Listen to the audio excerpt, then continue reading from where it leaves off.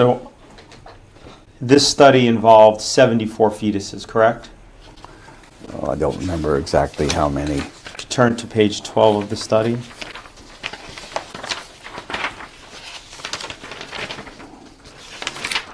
Yeah, 76. 76. Mm-hmm. And these fetuses were all 3 months or older when aborted, correct? Yes. Okay. And these were all normally developed fetuses, correct? Yes. Okay. These included fetuses that were aborted for social and psychiatric reasons, correct? Correct. Okay. What organs did you harvest from these fetuses? Well, I didn't personally harvest any, but a whole range of tissues were harvested by co-workers. Okay. And these pieces were then cut up into little pieces, right? Yes. And they were cultured? Yes. Okay. Some of the pieces of the fetuses were pituitary gland that were chopped up into pieces to. Mm-hmm. Okay. Included the lung of the fetuses. Yes. Okay. Included the skin. Yes. Kidney. Yes. Spleen. Yes. Heart. Yes. And tongue. I don't recall, but yeah, probably yes. So I just want to make sure I understand. In your entire career, and this was just one study, so I'm going to ask you again. In your entire career, how many fetuses have you worked with? Well, I don't remember the exact number, but quite a few when we were studying them originally, before we decided to use them to make vaccines.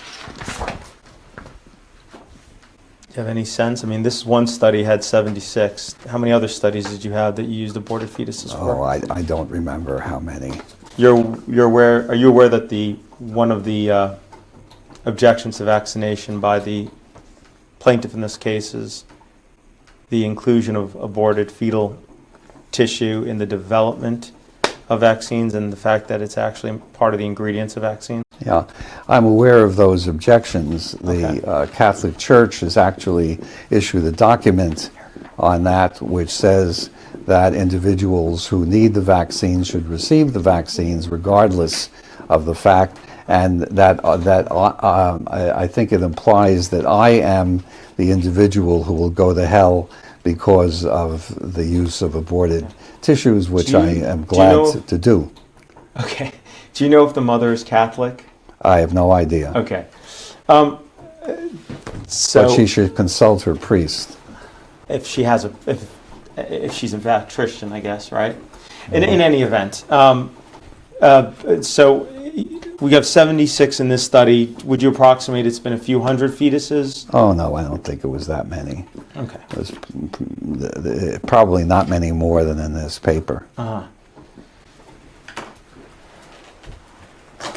And I should stipulate that we had nothing to do with the cause of the abortion.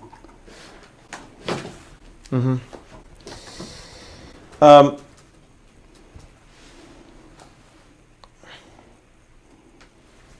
Some of these were for psychiatric institutions, correct? Actually, all I can say is that the fetuses that I personally worked with actually came from Sweden, from a Swedish co-worker. And so I, in no case, was able to determine what exactly the reason for the abortion was. I'm just asking you, some of the fetuses that you did use did come from abortions from people who were in psychiatric institutions, correct? I don't know that. What I'm telling you is that I got them from a co-worker, and if it's stated in the paper, it's true, but otherwise I do not know. Okay, so if it's in the paper, you don't contest it, right? I don't contest it, no. Okay. Have you ever used orphans to study an experimental vaccine? Yes. Have you ever used the mentally handicapped to study an experimental vaccine?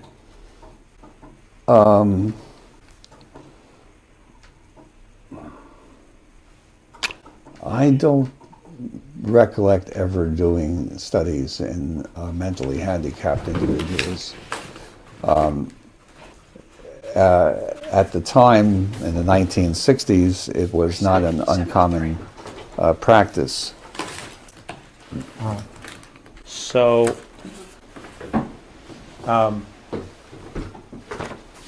you're saying, I'm not clear on your answer, I'm sorry. Have you ever used the mentally handicapped to study an experimental vaccine?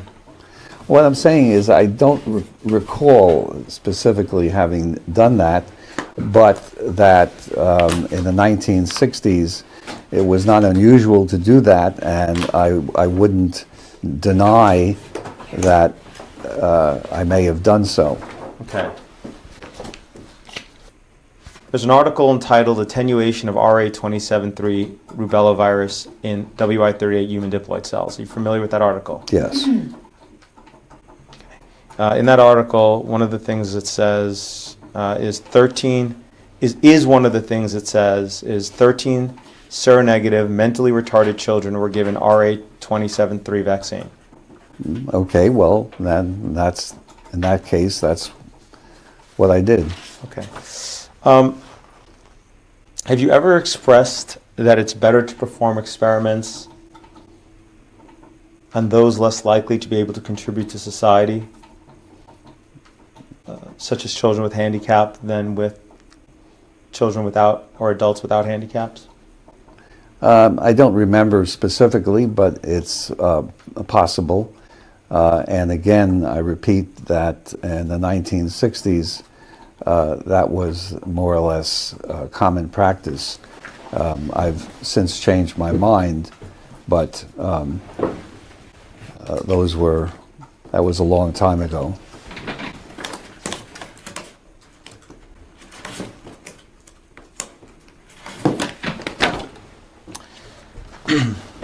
Do you remember ever writing to the editor of Ethics on Human Experimentation?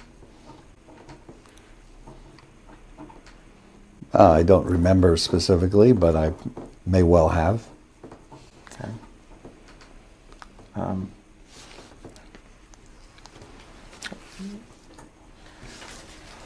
mark this.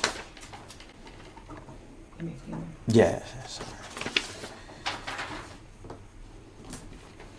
I'm going to hand you what's marked as Exhibit 43.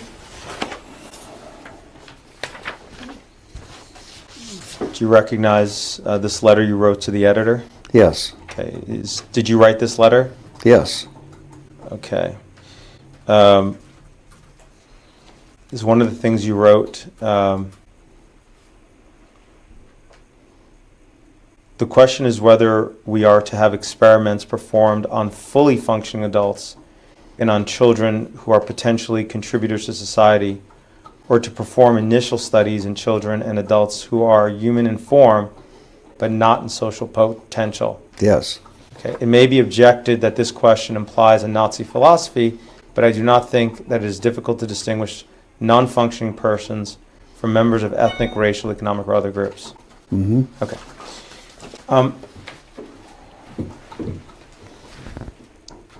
Have you ever used babies of mothers in prison to study an experimental vaccine? Yes. Have you ever used individuals under colonial rule to study an experimental vaccine? Yes. Did you do so in the Belgian Congo? Yes. Did that experiment involve almost 1 million people? Well, all right. Yes. Mm-hmm. Okay.